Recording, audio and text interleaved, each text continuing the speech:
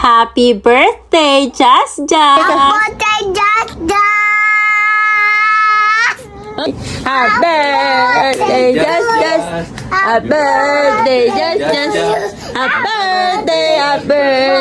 Happy birthday to you! Oh, blow the candle! Saan candle, kuya? Paggising nga namin, kinantahan agad ni Kuya Gio si Jazz. Panay bate at kiss pa nga sa birthday girl. Napaka-sweet naman. Laro-laro at nood muna kami nitong dalawang makulit. Dahil si Daddy aalis para sunduin sila nanay. I-share ko na nga lang din pala, iniba nga pala namin ng date ang birthday party ni Just Jazz. Pero naghanda pa din kami kahit papano ng mismong birthday niya. May konting salo-salo kami ng lunch, meron kaming Shanghai, pork oyster at cordon bleu. Kainan time na! Say hi muna kayo kay Jat-Jat! May konting merienda din kami. Eto nga pala yung Disney Princesses Cake ni Just Just from Sekis Pastries. Meron din kaming spaghetti, chicken wings, natirang Shanghai at cordon bleu at tibok-tibok. Bago ang kainan, syempre, kantahan muna. Masaya po si Just Just niyan, hindi lang halata.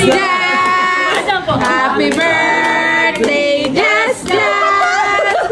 Happy birthday, happy birthday, happy birthday! Happy birthday, Just Just! Love ka namin.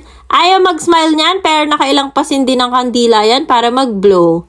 Nag-party hat na nga pala kami para naman matuwa siya. Char. Eto talagang si Gio ayaw ng sauce ng spaghetti.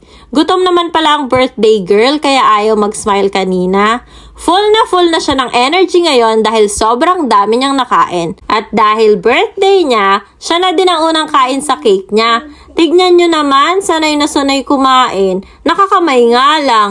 Diyos ko po. Pasensya na po ang dungis ng baby girl. Ibababa niya. Oo. Pisngi niya yun. Gusto lang isang... Wala na sa mote, oh. Oh, nom.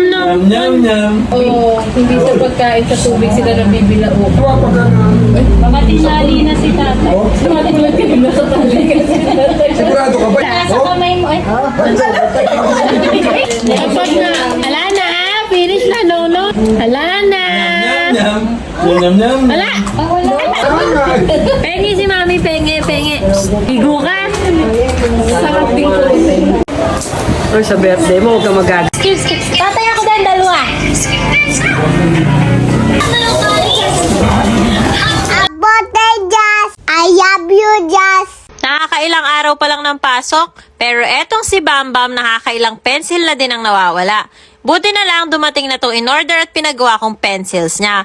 Personalized engraved pencil. Laser engraved kaya maganda at hindi talaga natatanggal ang name. 25 characters ang pwede kaya kahit full name ng anak nyo, pwede. Pwede din kayong mamili kung anong font ang gusto nyo. Number 3, regular tong kay Bambam. 12 pieces for 190 pesos. Pinagawa ko na nga din pala si Gio. 12 pieces, jumbo number 2 naman yung kanya for 235 pesos naman. Okay yung mga lapis na ganito para iwas wala. Okay na din siya sa presyo niya kaya hindi masakit sa bulsa. Oh, alam nyo na ha? Intin bayo!